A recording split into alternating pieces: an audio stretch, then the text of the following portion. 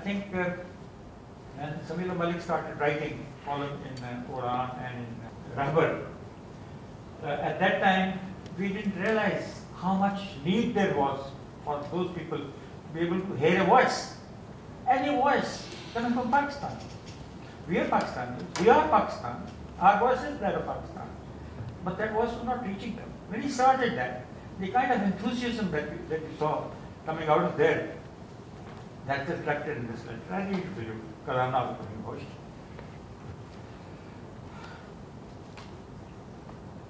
I'm honored that you invited me to such this event. However, I'm very sorry not to be able to make it due to some unavoidable circumstances, which is not being given a visa. The theme of the conference is apt and in sync with the present socio-political scenario in Kashmir. The current ongoing people's rights movement is being termed as insurgency.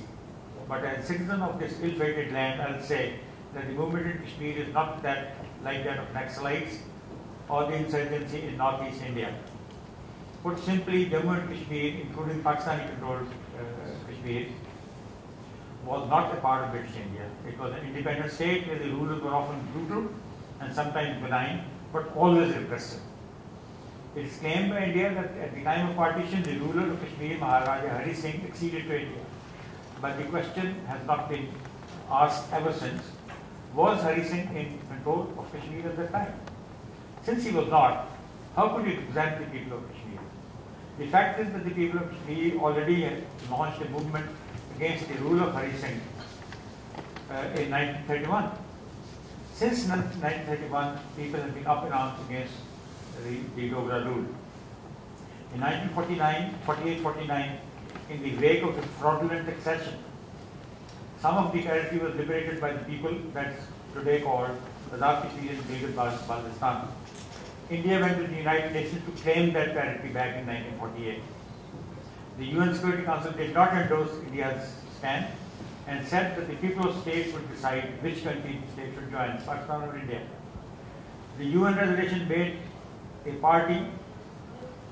Pakistan a party to the dispute.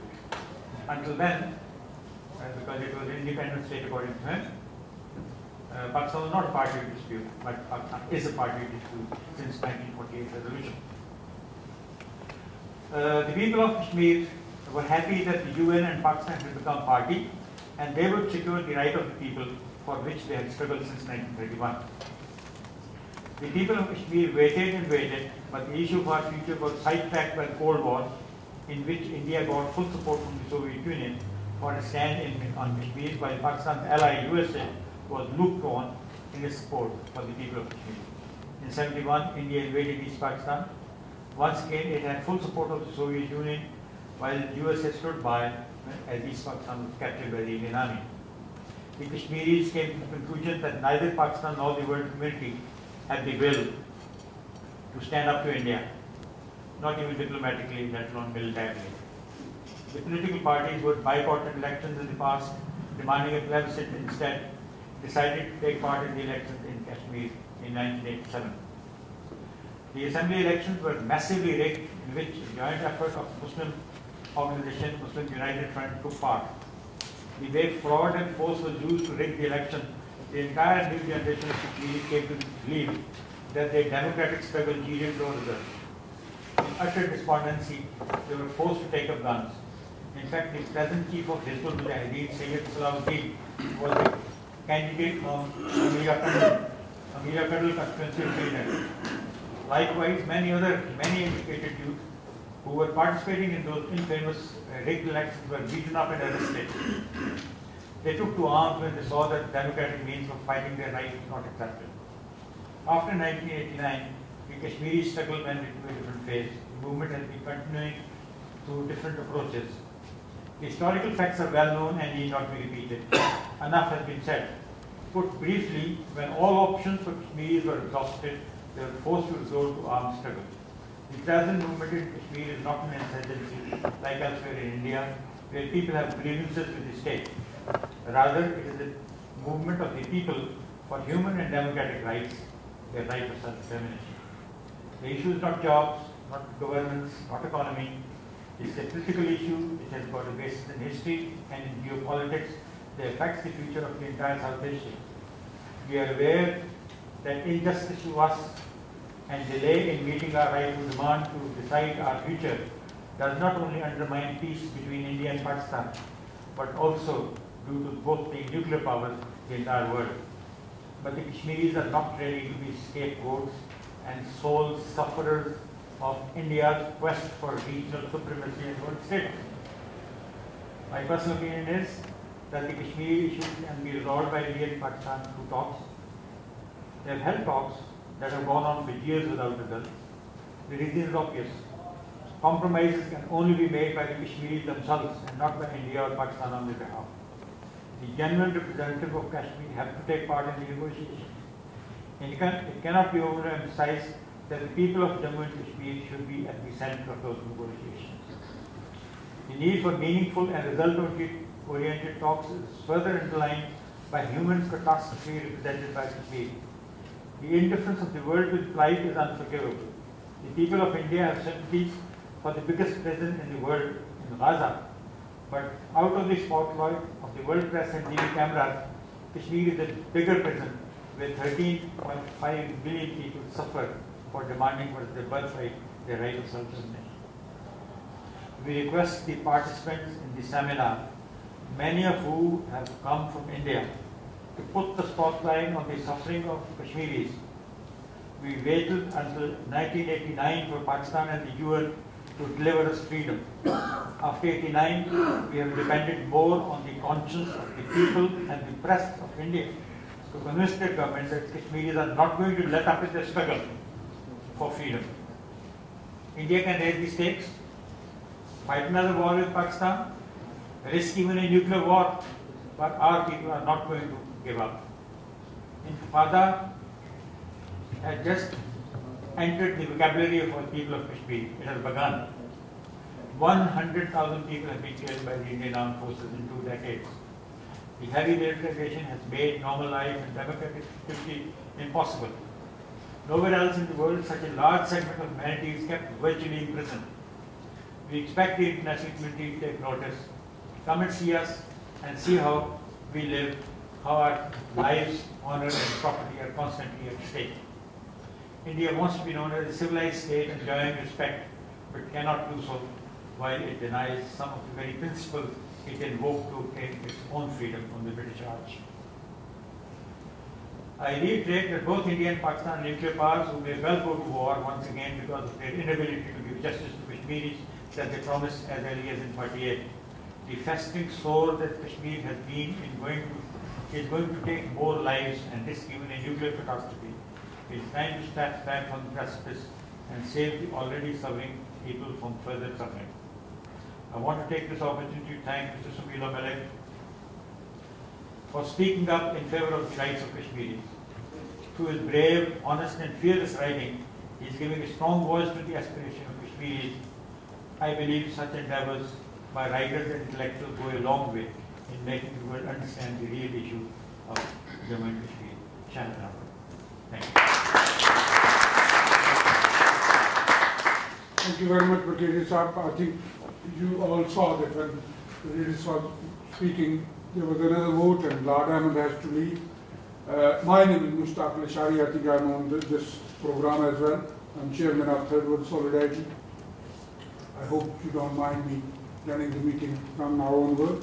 Thank you very much, Usman Khalid Saab. Can I welcome you all once again? I think you have been welcomed quite enough, but there are some people whom I particularly want to welcome. So can I now invite our next speaker, who is Dr. Avtar Singh Sidhu Saab, who is going to speak about English of Diaspora 6. Avtar Singh. Ladies and gentlemen, good afternoon. My name is Dr. Avtar Singh Sekhon.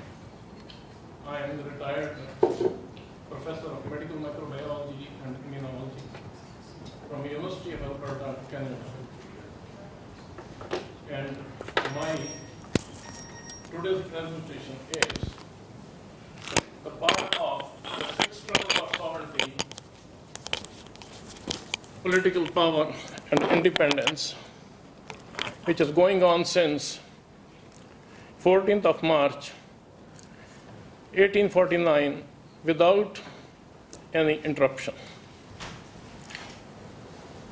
And that interruption one came on the 15th of August when the Sikhs were robbed and they were made the landless owner of the Punjab state, and which is now under the occupation of the Indian government, which is composed of 3% of Brahmins and 11% of Hindus. And that runs the government of India. And the government of India is, I call it personally, it is the Brahmins and Hindus autocracy. And on